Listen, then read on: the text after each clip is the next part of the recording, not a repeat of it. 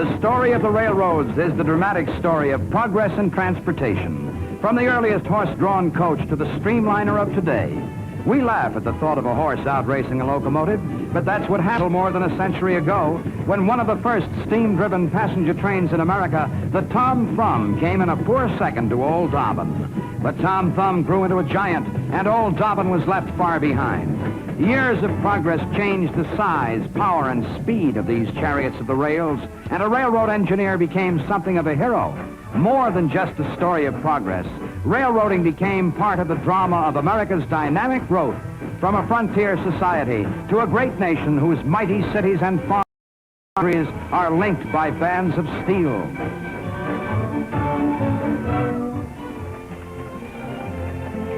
Just as America has grown apace with the phenomenal progress of its railroads, so does young America grow up with model trains. The American boy who dreams of someday becoming an engineer spends many happy hours playing with realistic models like the ones displayed in this wonderful showroom. These miniature lines have most of the features of real railroads: stations, switches, tunnels, bridges, signal towers, even realistic scenery. And the little engines and cars are amazingly accurate, perfect to the tiniest detail. What hours of fun and excitement are spread out here before the delighted gaze of a little boy.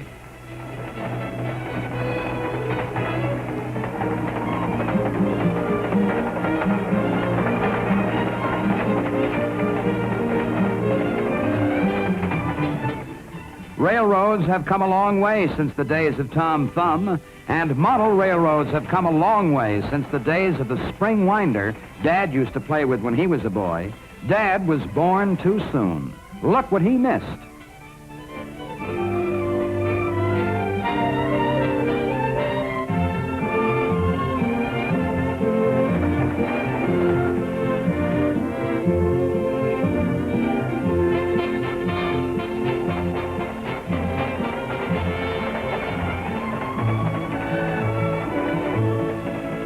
Electricity runs the little streamliners and freight trains. It operates the switches and signal towers and the other intricate devices that make model railroading as wonderfully interesting and complicated as the real thing.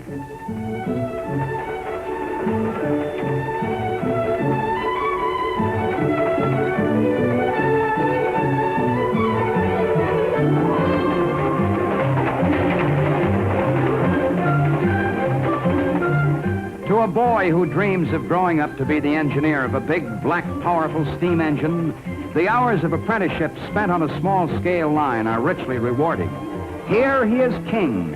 Here at his bidding, the trains start and stop. The whistles blow, the lights flash, the switches turn. He is lord and master of all the railroad he surveys.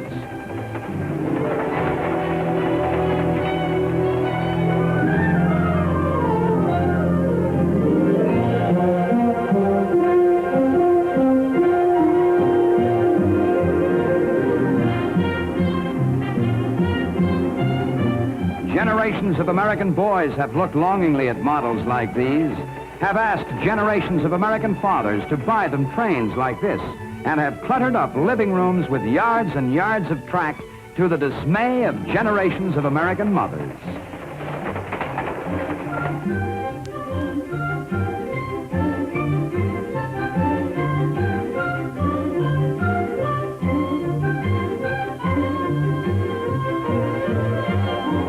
As long as there are youngsters, there will be model trains and all the other paraphernalia that make model railroading the big thrill in a little boy's life.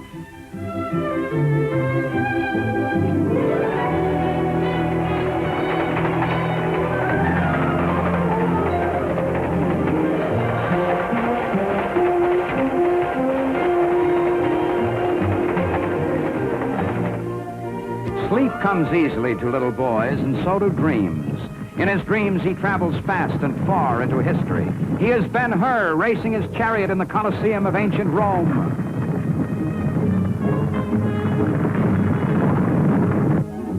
He is skipper of a full-rigged ship, captain of a clipper rounding the Horn. He feels a kinship with John Paul Jones.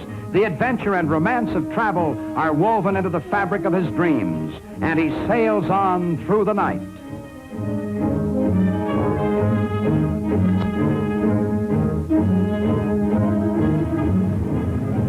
He is a decorated ace and takes off in a jet fighter. Up, up, up, flying faster than the speed of sound, faster than the speed of dreams.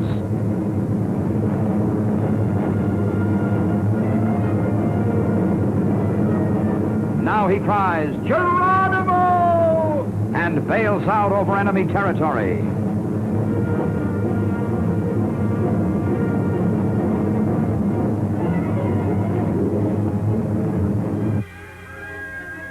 Of course, he dreams about trains. How could he help it after that visit to the model train exhibit?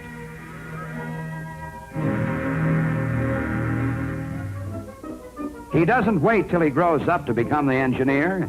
He just dreams he's one. He dreams he's Casey Jones, that fearless, brave engineer famed in story and song. And he is all set for the fastest, most exciting train ride in history, to the coast and back, non-stop, in the time it takes to dream it.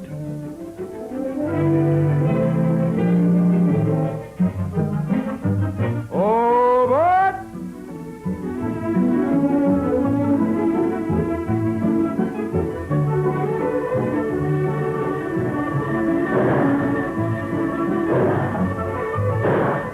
The world is a dream, and a dream is a train. As Casey Jones sits in the cab of his locomotive and thunders across the country.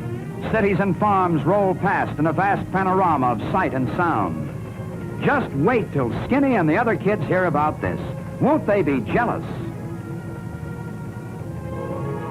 The fires burn, and the steam sings, and the wheels turn. The train picks up dust in Kansas and lets it down again in Oklahoma. The whistle blows in Florida, and they hear it in Vermont. The smoke rises over the prairie, and they see it in the city. Lickety-cut, lickety-cut, listen to the clickety-click.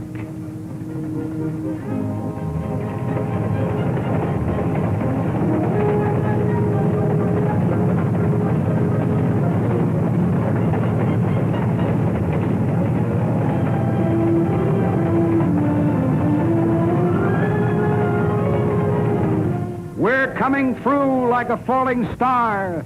So back you autos, back you cows. I'm coming as fast as the law allows.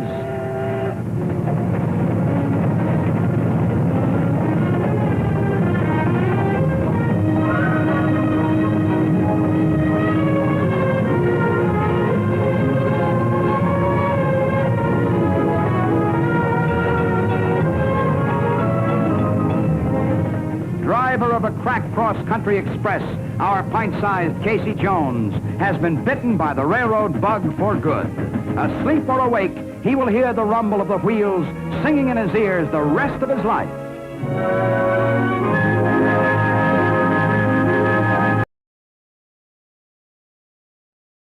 Did you ever see a boy's eyes light up like a Christmas tree? You will if he gets Lionel trains for Christmas. They're everything any boy ever wants.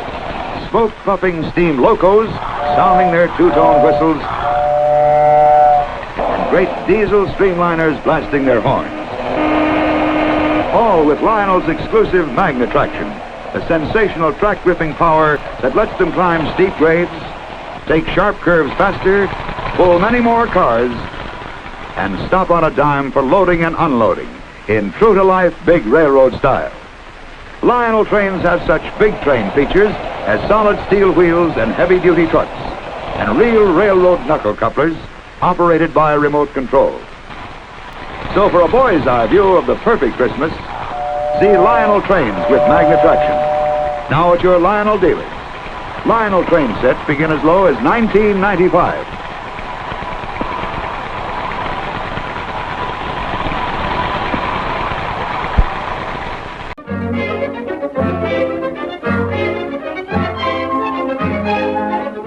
At Irvington, New Jersey, one of the most remarkable companies in the nation is benefiting from the great number of boys born during and after World War II.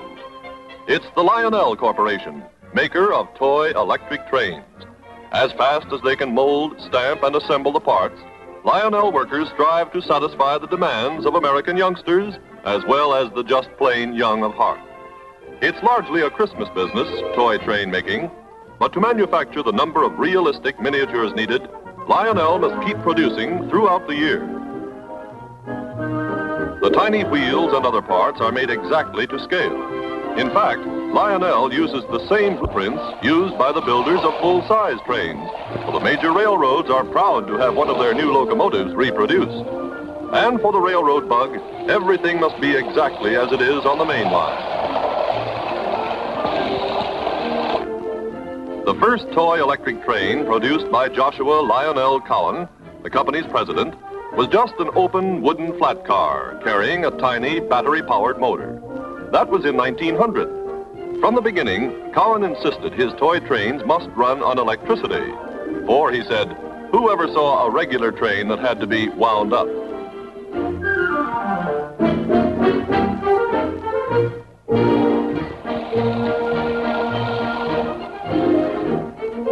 The one outstanding characteristic of Lionel operations can be summarized in the word realism. With every unit a model of a full-size train, that means even the paint job must conform to reality.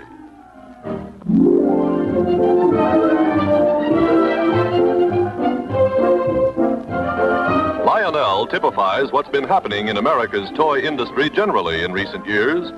Tremendous production in 1949 has had to be greatly increased in 1950. Lionel was an important producer of delicate military equipment during the war and could convert again. But they'd far rather go right on turning out the toy trains that bring light to the eye of the American male of any age.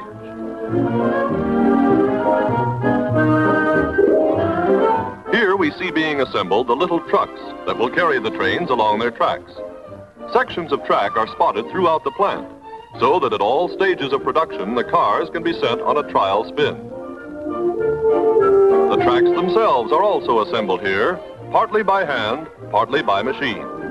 Formerly of brass, now they're made of steel, so they will hold magnetized wheels on steep grades. More than 1,500 miles of track a year is the current rate of production.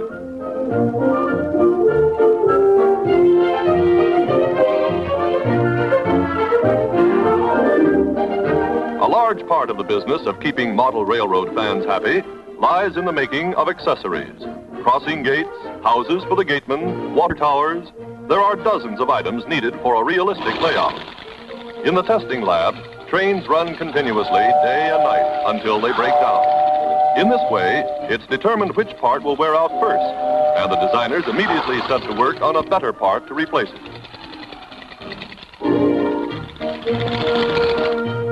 So, as the cows enter their cattle car, and the milk comes out of the refrigerator car, and the signal is given to let her roll, all hands can be sure everything is strictly according to Hoyle.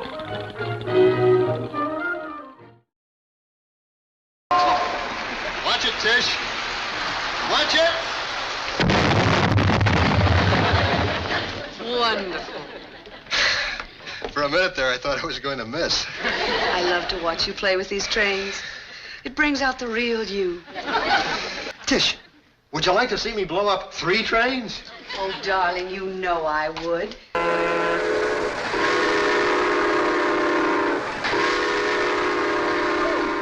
How exciting. Look at them go. This is going to be the greatest train wreck in railroad history. Gotta switch them onto the same track.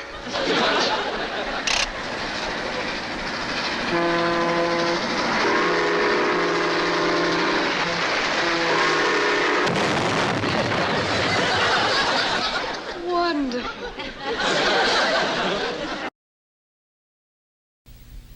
What you are about to see is top secret. The first official test of the powerful new Lionel turbo missile firing car. Right beside it stands the new Lionel reconnaissance copter car.